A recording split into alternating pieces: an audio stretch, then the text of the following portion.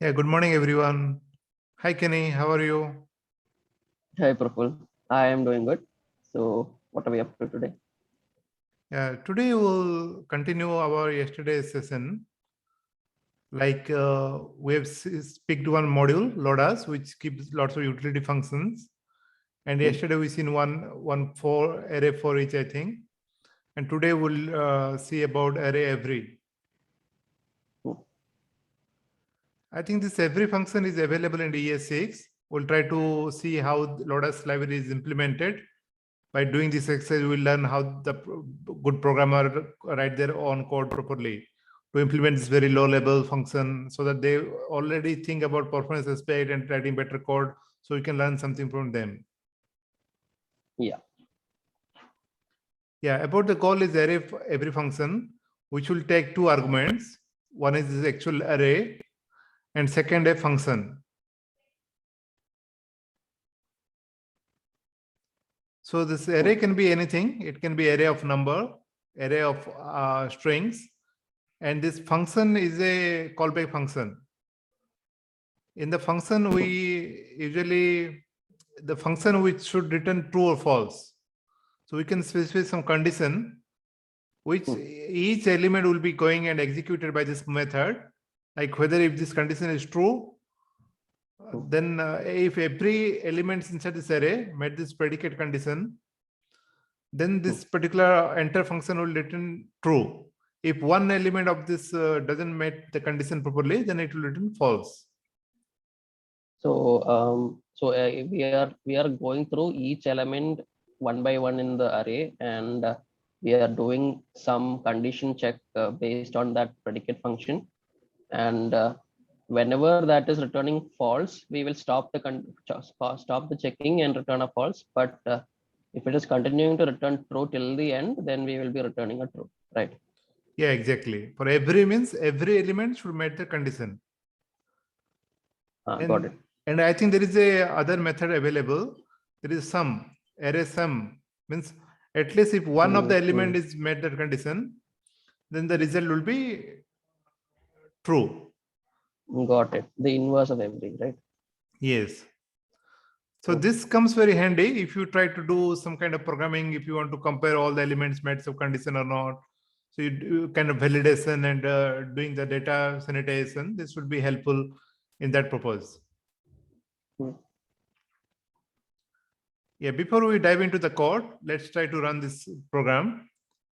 So we'll discuss about this function, what it trying to do in a second. But if you see this, here we are passing like two, array with alphabets A and B. And this is the function we given. This is like arrow function.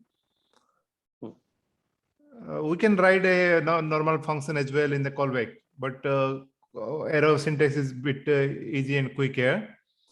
And in this function, we have to give some function or, which should return true or false.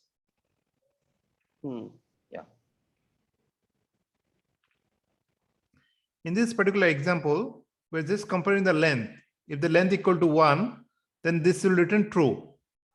So one thing to note is here that this array every function will exit this predicate function. This is known as predicate function.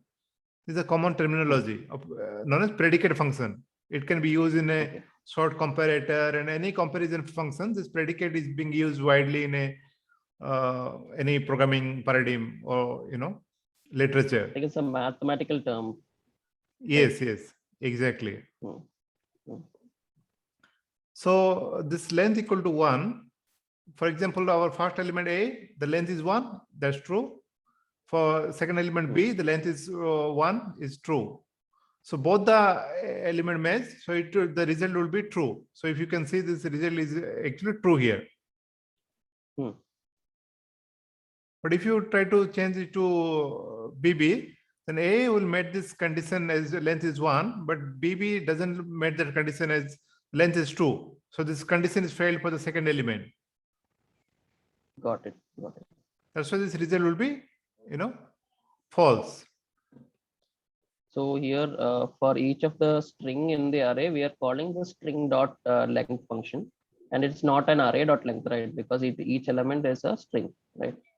Yeah. So we are, yeah, go ahead, Kenny. yeah, so we are checking the length of each string that is in the array, and we are and in this particular arrow function that we have written, we are saying only if it is a single character, we want the result to be true, right? Yes, exactly.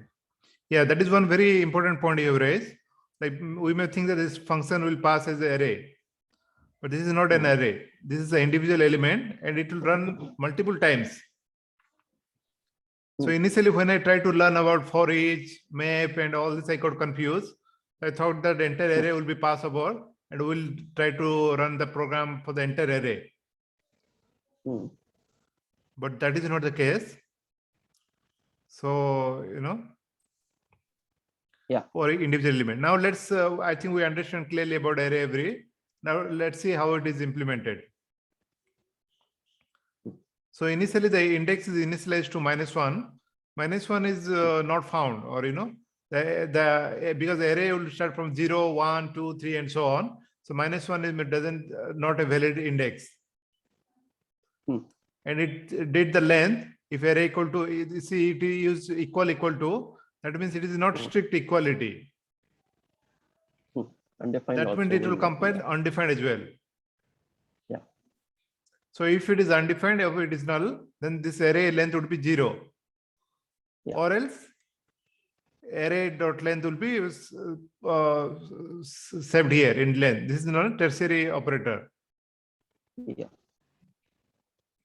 Then usually, I'm not sure why they use while loop. I usually in my programming life, I don't use while loop infrequently. I mostly use for loop. What about you, Kenny? Yeah, I mean, it is usually that like for each or a map or something like that happens. While is very rare. Yes.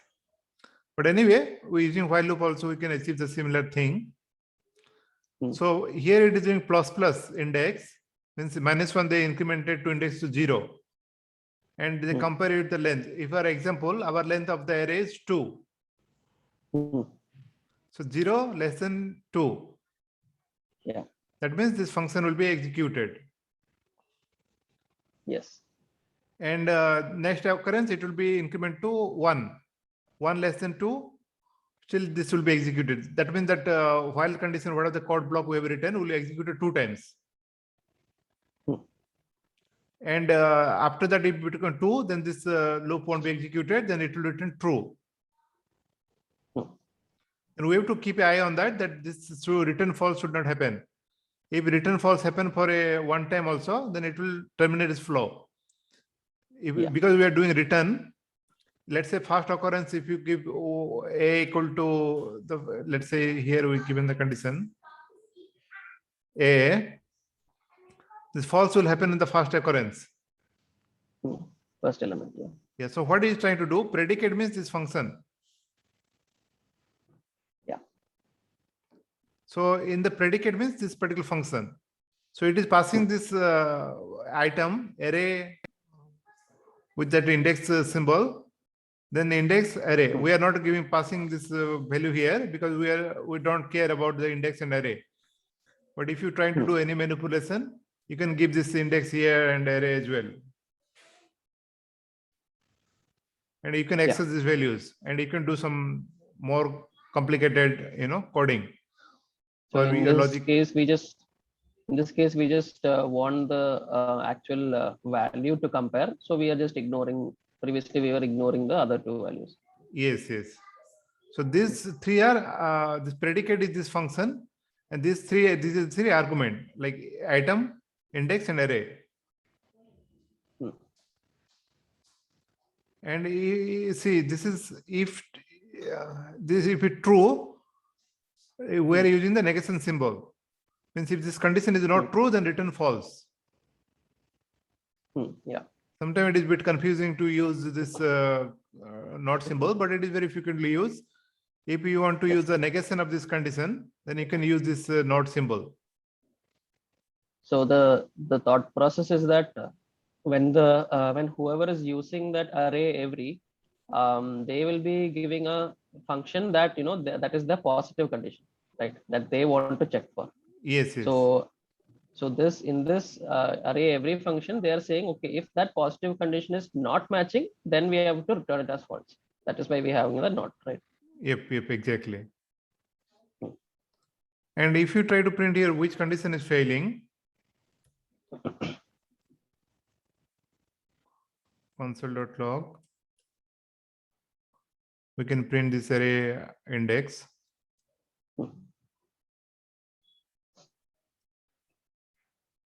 A, it is failing. So if you do the second element, it will fail in the BB. So if this condition is coming here, means it is a failing condition. Yes, yes. Yeah. I think. Could you add more items to the array? Yes, sure. So that we can see the difference. See, then means BB is only failing. Even though you do to CC, this won't be executed here because this flow is terminated over here. Yes, yes. Means it is not iterating. If once failing condition is meeting, then this condition is terminating and this result is getting false and returning here. So then in this case, performance wise, suppose we had like 1,000 or 10,000 element array, the negative condition would come fast, right? It would return faster. Yes. Right? Yes. Yeah. But the positive condition has to look at every array item. Yeah, the positive, because we want to ensure that each and every element met the condition. So we have to iterate the entire thing.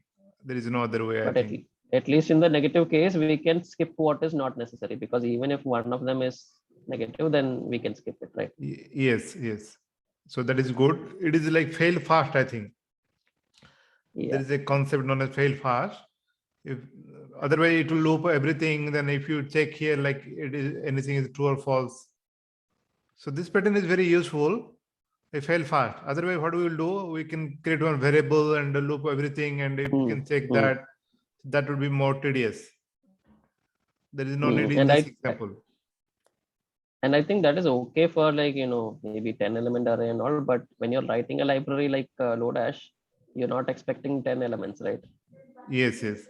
And you never know, right? Once you are iterating an array, so the issues may increase in the future, or, so better to think through this small use case whenever you're coding it. So it's like always in the mind, right? You have to think, okay, how long will this take to execute, and what are the possible length of value that can come. So whenever you're writing a library function like this, you will think about these things, right? Yes. Yeah. Great. Okay, Kene. Yeah, Praful. Thank you for sharing this. Yeah. Okay, guys. Have a good day. Bye-bye. Bye.